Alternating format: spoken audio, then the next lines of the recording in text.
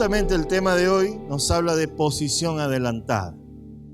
Y a veces nosotros en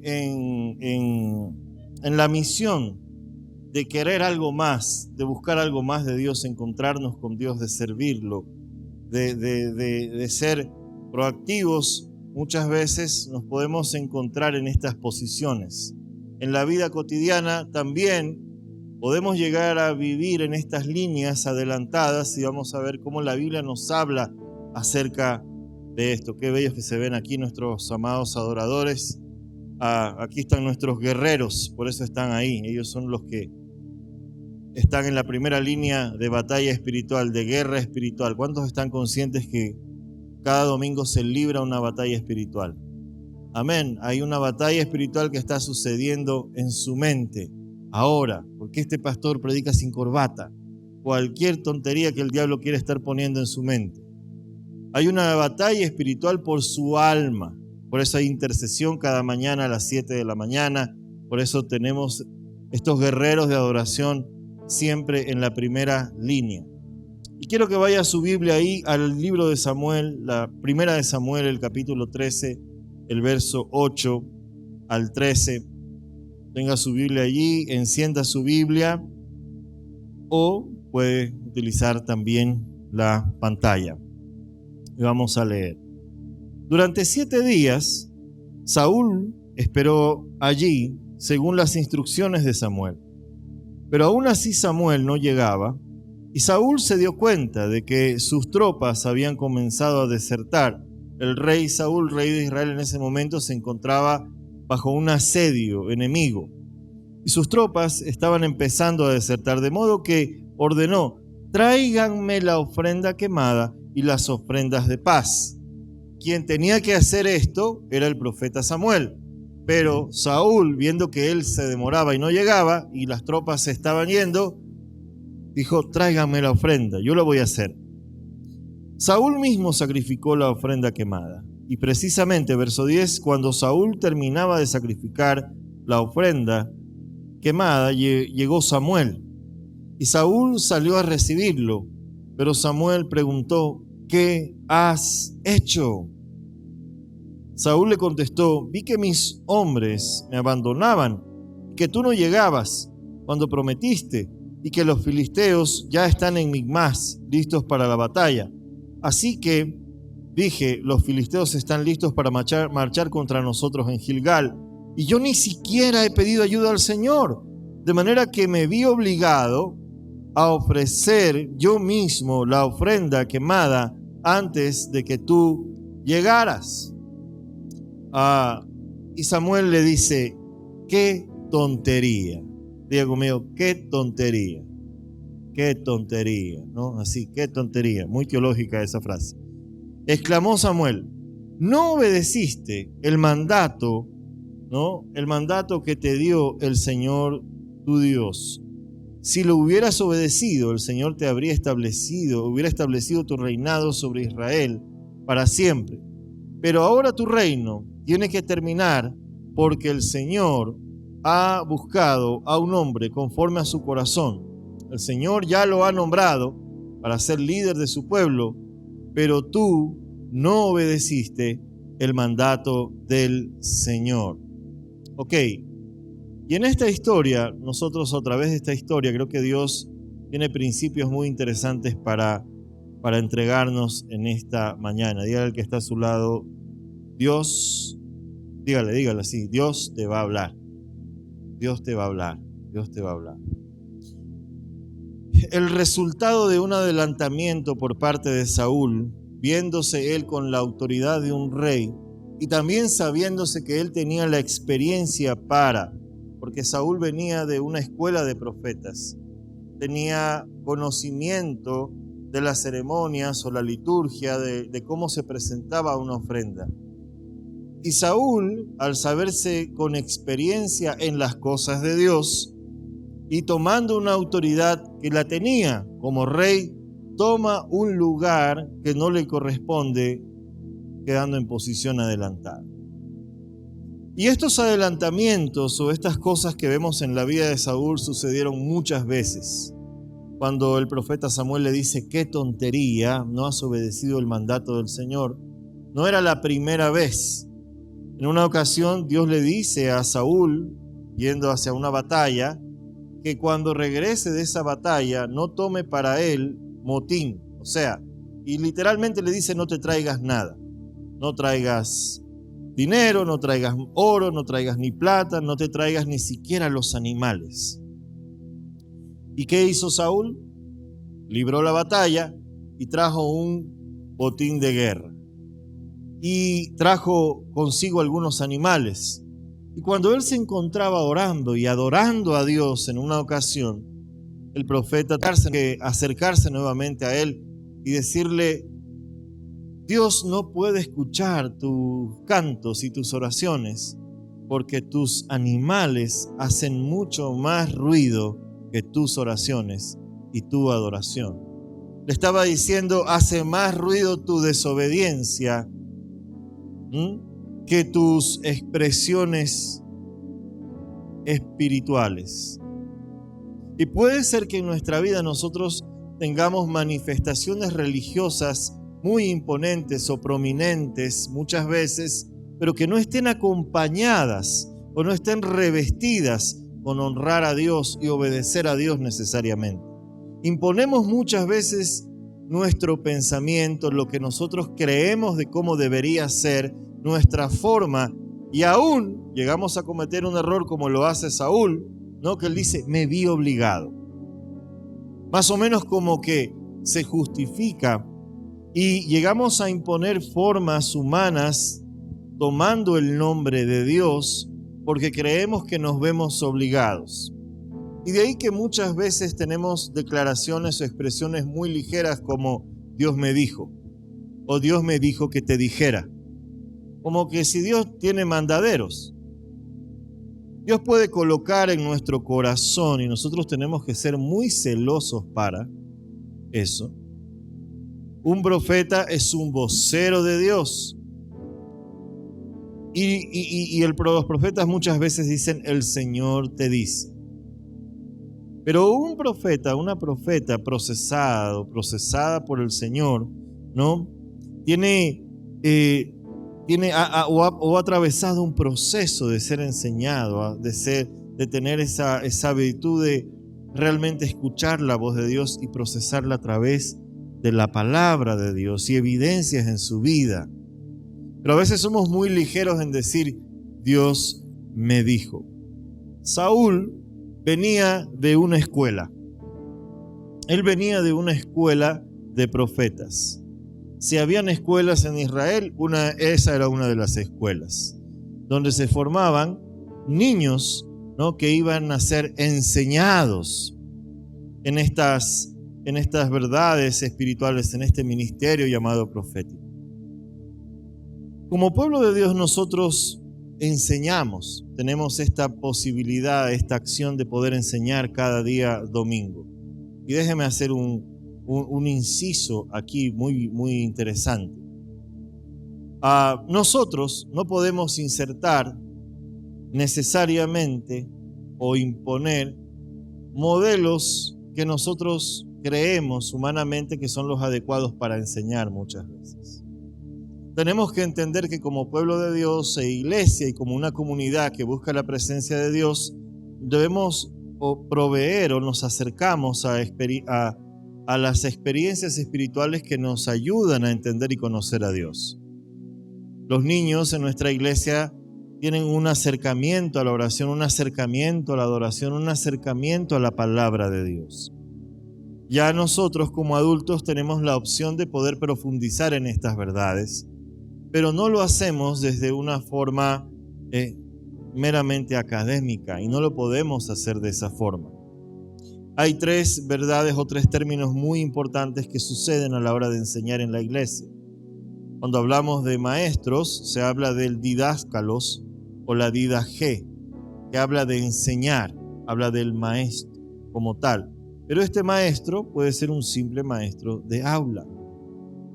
El otro principio a incorporar dentro de la enseñanza espiritual es el dunamis. Y esto es el mover del Espíritu Santo. y es depender y buscar la dirección del Espíritu Santo para extraer los principios espirituales que pueden llegar a través de un maestro o una maestra en la iglesia. Pero este dunamis no es propio, no es meramente humano. Nace o parte de un don de Cristo, a lo que la Biblia llama dorea, que es la dádiva de Dios. Y por eso en Efesios 4:11 nos dice que uno de los dones de Cristo a la iglesia, de ese dorea, es el maestro. Pero este maestro no es un simple didáscalos, porque si se queda es un desperdicio catedrático. Y cuando nosotros nos acercamos a aprender en la iglesia, tenemos que entender que Dios nos va a llevar a través de estos caminos. Es necesario el mover del Espíritu y es necesario entender que esto viene de Dios, viene de Cristo. Y que si Dios me da a mí la oportunidad y el don para enseñar, tengo que incorporar estas líneas para que los principios que yo voy a recibir y yo voy a enseñar, ¿no?, realmente sean efectivos. Entonces, la didáctica no necesariamente pudiera ser un camino espiritual o un camino correcto si se queda sin mover del Espíritu y si se desconecta del principio de que pertenece a Cristo. Y la intercesión o la oración cobra mucho más valor a la hora de enseñar cuando nosotros, o adorar, o predicar, o hacer cualquier actividad de enseñanza en la iglesia, cuando nosotros entendemos que tiene una fuente que se llama el trono de Dios. Y Saúl, lamentablemente, no entendiendo esto, abusó de su posición. Él se ve apurado porque sus tropas se están yendo. Y lo primero que sucede, o la primera verdad que usted puede anotar ahí es: tenga cuidado, número 1, de sacrificar lo importante en el altar de lo urgente. No sacrifiques lo importante en el altar de lo urgente. Muchas veces la ansiedad o la premura o pensar que nos estamos atrasando algunas cosas o que estamos perdiendo algo porque creemos que lo que esperamos ver todavía no se cumple, que Dios está un poco retrasado, que mis oraciones no son contestadas o que estoy esperando que alguien más tome una decisión, nos puede llevar a sacrificar cosas importantes en un altar de urgencia. Y ahí hemos sacrificado muchas veces tiempo con la familia, hemos sacrificado conversaciones que debemos tener para pedir perdón o perdonar, reconciliar, restaurar. Y hay muchas cosas importantes que se pueden sacrificar en un altar de urgencia por atender muchas veces o creer muchas veces que tengo que cumplir con ciertas cosas. Esto se trata de cumplir y más bien tiene que ver con una condición del corazón. En el caso del diezmo y la ofrenda, por ejemplo, no nace en la ley ni es establecido en la ley desde un inicio, ¿o me equivoco? Lo aprendí esta mañana con el pastor Pedro en algo que él compartió conmigo. 500 años antes de que exista la misma ley, esto no es un tema del corazón, donde Jacob dice: si tú me bendices y tú me das alimento y me das vestido y guardas de mi familia, yo daré a ti los diezmos, la 10ª parte. Esto fue algo primero que nació en el corazón hacerlo. Si no nace del corazón, si no nos transformamos en el corazón, no sucede absoluta o no pasa nada o no va a importar el revestir todo eso de un lindo celofán religioso. Podemos revestir con un lindo celofán de pensar que servimos a Dios y cumplimos y hacemos muchas cosas, sacrificando lo importante, el corazón, por cumplir cosas urgentes según nosotros. Y esto es lo primero que le sucedió a Samuel. Por eso 1 Samuel 3:8-9 dice que Saúl estuvo esperando 7 días y que según las instrucciones de Samuel, ¿no? Pero aún así Samuel no llegaba, el profeta estaba demorado. Saúl se da cuenta que sus tropas habían comenzado a desertar, de modo que dijo: tráiganme la ofrenda, y las ofrendas de paz, y Saúl las sacrifica él mismo. Él toma un lugar, una asignación que no le corresponde, que le corresponde al profeta Samuel. Aún teniendo la autoridad de rey y creyendo en su propia experiencia, él decide, toma una asignación que no le corresponde y termina sacrificando su autoridad, su reinado, su legado espiritual en un altar de urgencia al ver que el profeta no llegaba y las tropas se le iban. Número 2, si usted está notando es de lo que se va al cielo. No. Número 2, cuando confundes proactividad con adelantamiento, debilitas tu asignación. Y esto es lo que le sucede a Samuel.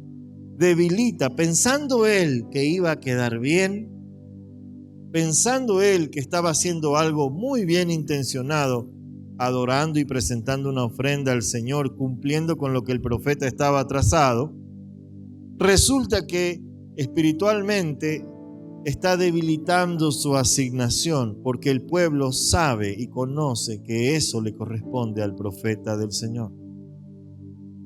En el caso de Saúl, él debilita su asignación tomando un adelantamiento. Y cuidado si hay cosas que Dios nos ha pedido esperar y hacer con pausa y tomarnos el tiempo y escuchar las voces correctas como las de Samuel que tenía que escuchar Saúl.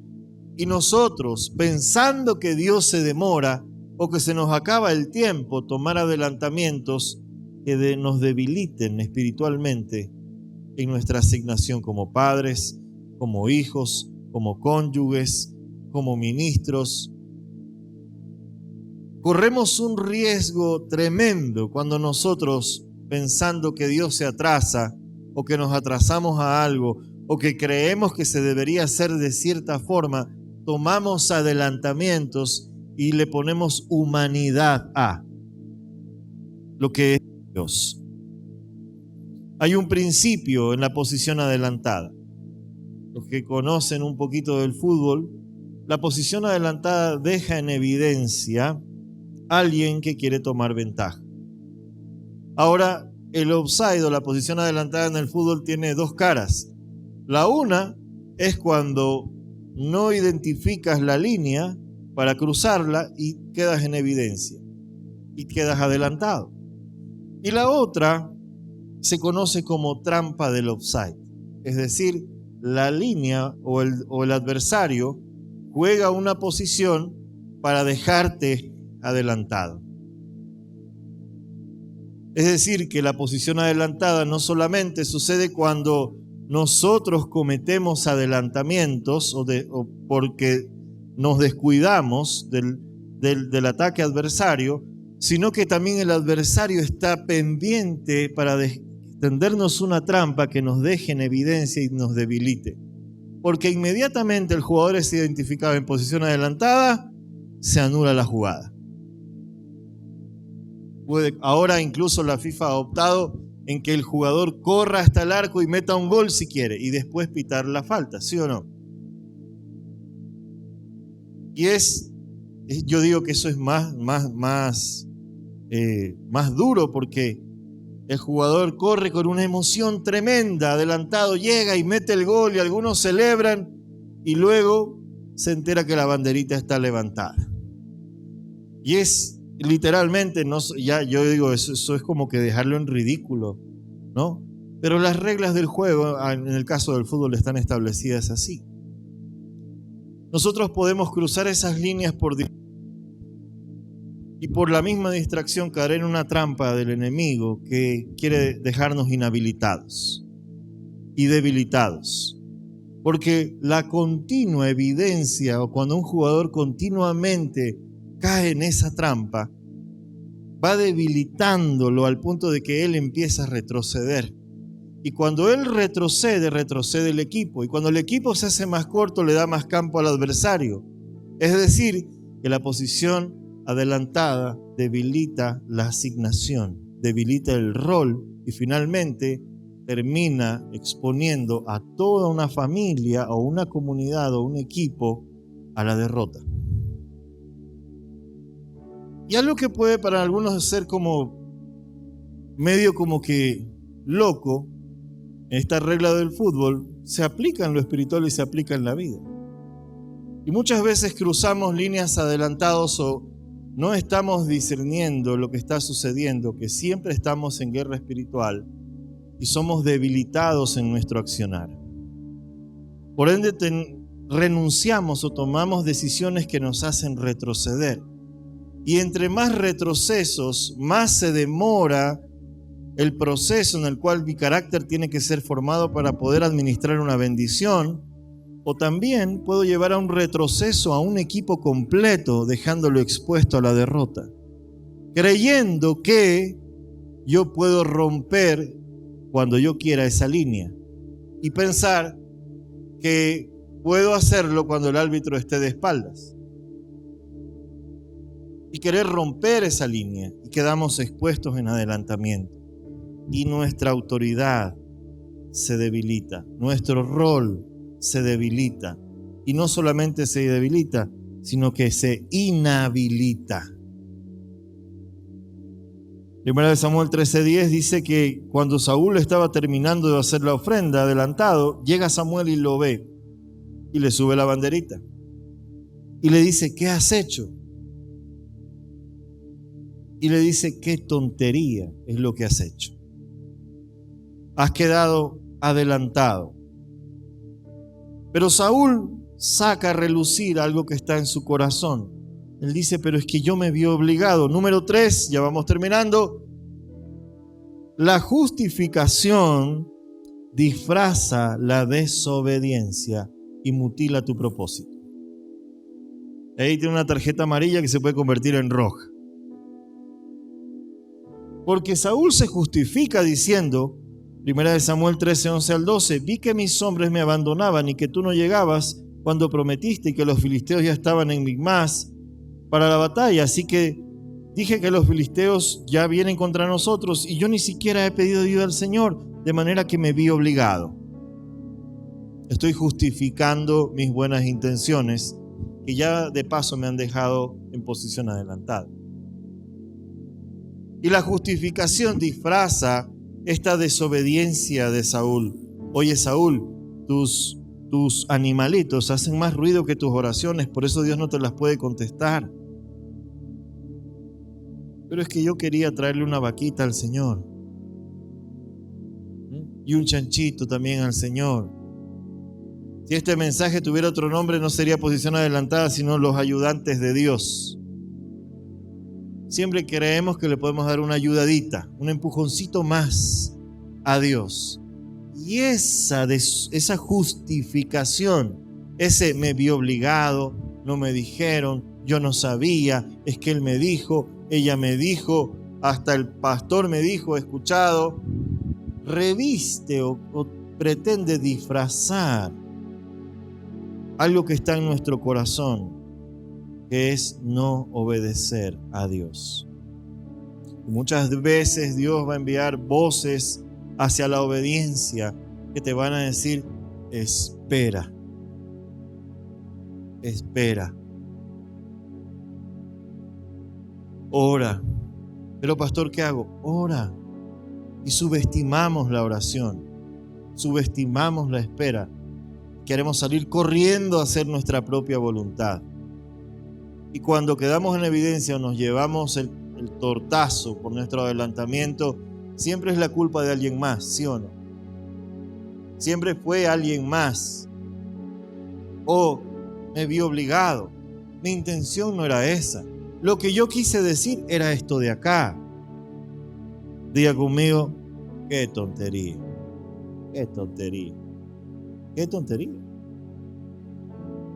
Es una tontería disfrazar nuestra desobediencia de justificación muchas veces. Aquí en 1 Samuel 13:13 también nos dice que el profeta le dice: qué tontería, no obedeciste el mandato que el Señor tu Dios te hizo.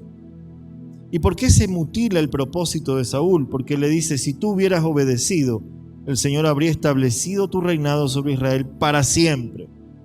Este hombre tenía una promesa. Él iba a ser más grande que Salomón y no pudo serlo por una estúpida justificación.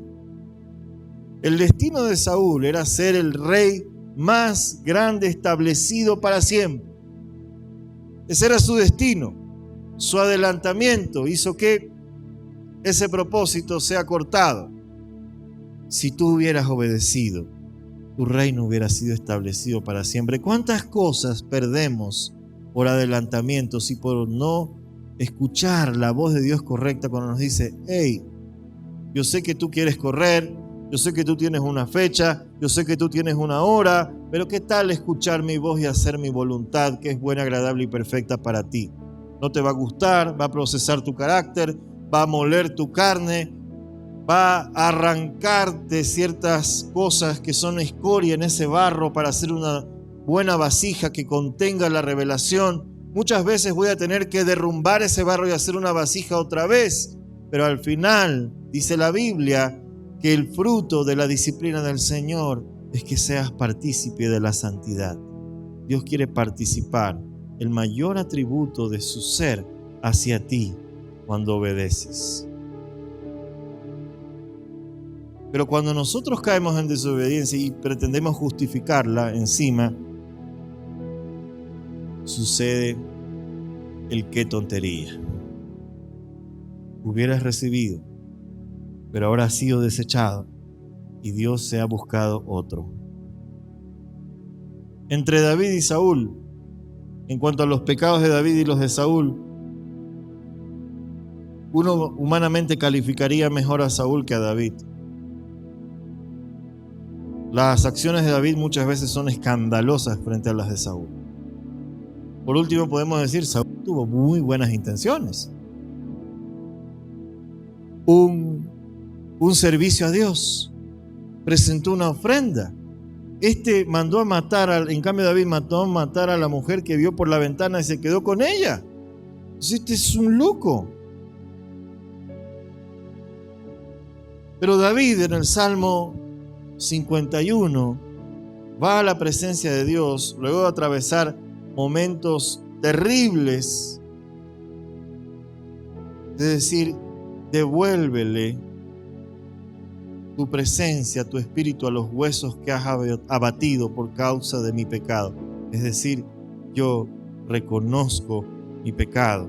Quítame el reino, quítame todo, pero no se aparte de mí tu Santo Espíritu, dice David. Versus un Saúl que dice, me vi obligado. Me vi obligado porque tú no venías. ¿Qué esperanza tenemos entonces? ¿O qué es lo que Dios quiere entregarnos? Número 4, la obediencia nos habilita en el favor de Dios. Y para que la obediencia nos habilite en el favor de Dios, yo tengo que aprender a jugar la posición correcta.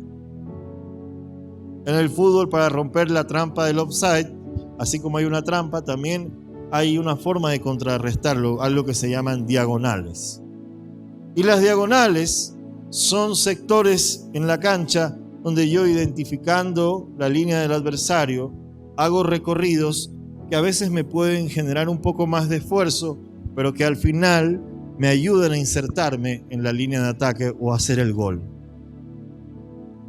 Pero eso requiere que yo adopte una posición.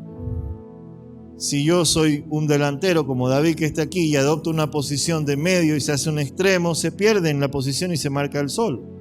Pero aunque le cueste el hacer sus recorridos, en las diagonales en algún momento va a estar de cara al arco. Le va a costar un poco más porque tiene que aprender a adoptar una posición. Y cuando nosotros adoptamos una posición correcta y entendemos qué es lo que quiere Dios de nosotros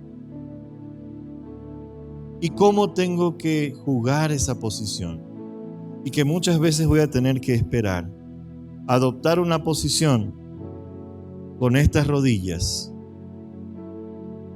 poner atención a la voz de Dios a través de mis autoridades espirituales, buscar conocer de qué se trata esta carrera que me dice la Biblia, corre bien la carrera, yendo a la fuente, al manual del juego que es la palabra, a fin de que cada quien corra como quien va a alcanzar el premio.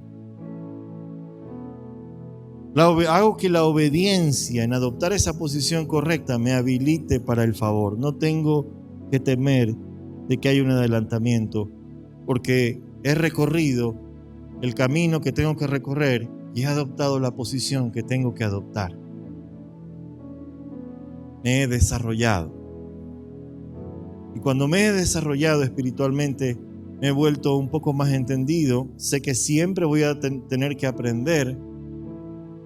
Y sé que los sacrificios, que la obediencia, que recorrer un poquito más que otros, aunque me demore, y evitar los atajos y las ventajas, me pondrá en una posición en la que yo esté habilitado para su favor. ¿Cuántos quieren el favor de Dios?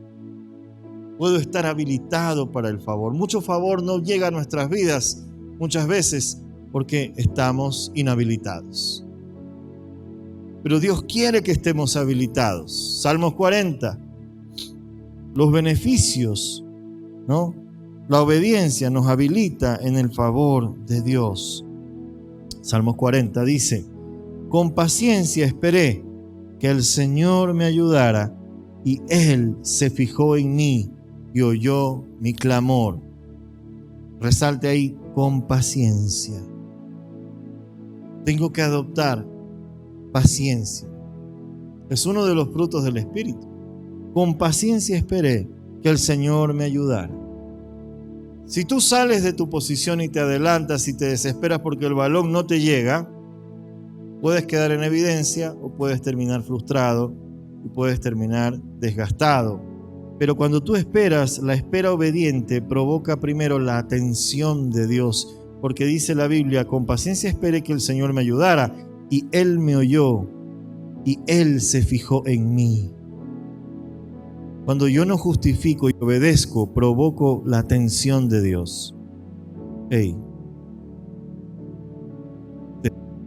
te estás demorando, estás sufriendo. Hay oraciones que hay bendiciones que tal vez han estado retenidas porque no has tenido el carácter, pero ahora que estás adoptando la posición de obedecer, dice que Dios se fija en ti. Cuando tú esperas y Él oye tu clamor. También nos dice la Biblia que hay momentos en los que Dios decide no escuchar. Pero la obediencia, la espera obediente provoca su atención. Por eso el número 2 dice que me sacó del foso de la desesperación. Podemos pensar recordar que Dios nos ha sacado del foso del pecado, de un lodo, de toda la basura que vivíamos, pero dice del fondo del pozo de la desesperación. Y a veces estás dando manotazos de ahogado, muchas veces en ese pozo, desesperado por lo que crees que Dios todavía no está haciendo. Y Él dice que viene a sacarte cuando obedeces de ese foso de desesperación. Por eso dice la Biblia: lleven toda ansiedad sujeta a Cristo. Aquí en el verso 2 del Salmo 40, del lodo y del fango puso mis pies sobre un suelo firme. Número 2, la obediencia te habilita en el favor de Dios. Número 1, para que la espera provoque la atención. Número 2, para que Él te saque de todo aquello que te impide avanzar. Dice aquí el Salmo: y a medida que yo caminaba, me estabilizó. Tercer principio de este Salmo en la obediencia me dice que Él me va a enseñar a caminar. No basta con que tú pises el suelo. Dice que Él lo puso en suelo firme, pero que a medida que Él avanzaba, Dios le enseñó a caminar. Un bebé pisa en el suelo firme, pero tiene que ser enseñado a dar los pasos. ¿Y quién está ahí para que Él dé los pasos? Empiece a reconocer ese suelo firme. ¿Quién está ahí? Está papá y está mamá. Y esta paternidad de Dios se activa en la obediencia Cuando, a pesar de ya tener un suelo firme, nuestro carácter empieza a reconocer que ya no hay fango, que no hay desesperación, pero que necesito aprender a caminar. Y es el Padre, no, esa paternidad de Dios que toma las manos de este bebé y decir, paso 1, paso 2, paso 3. Mientras avanzaba, Él me enseñó a caminar y me estabilizó. Uno ve que un bebé cuando aprende a caminar, ¿no? Va así. Cuando te ven, yo recuerdo la primera mirada que mi hija me hizo, ¿no? Los bebés tienen la cabecita como que les flota. Sí, es una mirada tierna, pero también un poco chistosa, porque todavía tienen que estabilizarse muchas cosas. Nuestro carácter necesita estabilizarse para poder reconocer ese suelo firme, para que nos enseñe a caminar. Verso 3, me dio un canto nuevo para entonar, un himno de alabanza a nuestro Dios.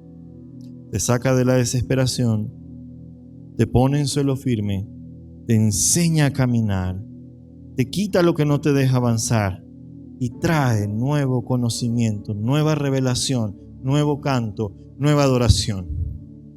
Hace tiempo que no sé por dónde arrancar una oración, pastor. Hace mucho tiempo que en la adoración no siento absolutamente nada y no sé por dónde empezar. Pero Dios dice que cuando yo obedezco, con paciencia espero, Él se fija en mí. Él me escucha, me sostiene, me pone en suelo firme, me enseña a caminar y fruto de esto me enseña a caminar con conocimiento y con un canto nuevo. Y finalmente dice, muchos verán lo que Él hizo y quedarán asombrados, pondrán su confianza en el Señor. Número 5, Él te pondrá como una señal para otros. Cuando estés habilitado en el favor de Dios por causa de la obediencia, serás una señal para otros. Muchos le oran al Señor por una señal. Y muchos han caído en el error de decir, bueno, si ella se baja del carro rojo con el vestido verde y los zapatos amarillos, esa es, Señor. ¡Qué tontería! Dios no obra así.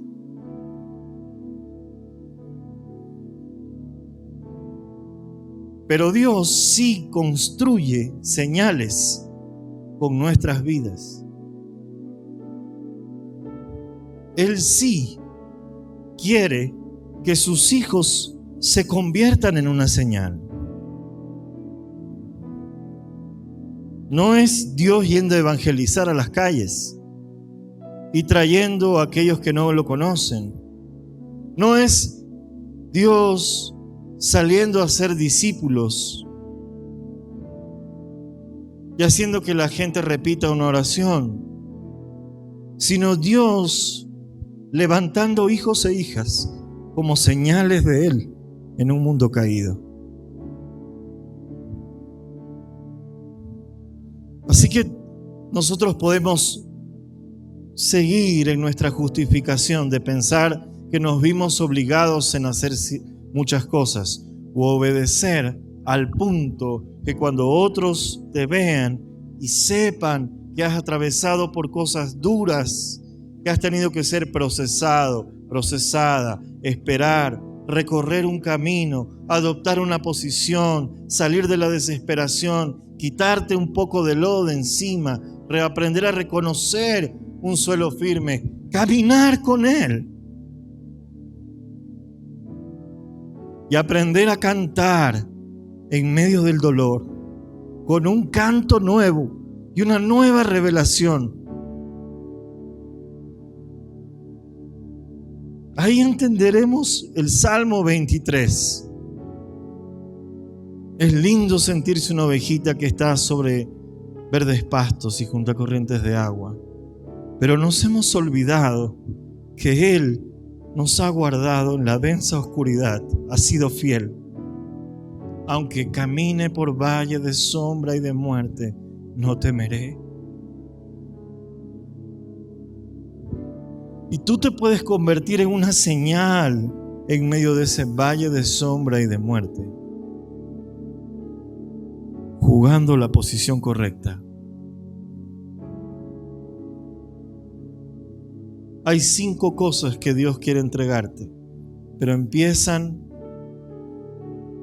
adoptando la posición correcta, reconociendo de qué tengo que arrepentirme, qué cosas están en mi vida de las que tengo que deshacerme, qué molde religioso de autosuficiencia tengo que romper para que empiece a escuchar la voz de quien me da la dirección en este campo para correr como tengo que correr y tener con ese nuevo conocimiento las herramientas para estar en el favor y ser una señal para otros.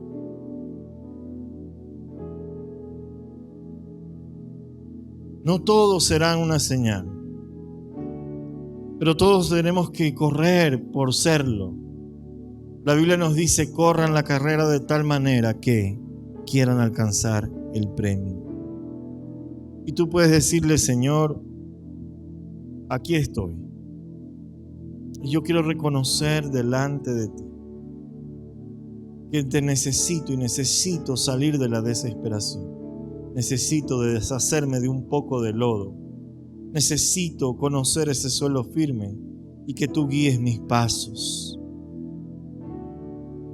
Lo que necesitas es comunión con Él y necesitamos reconocer que Él es Señor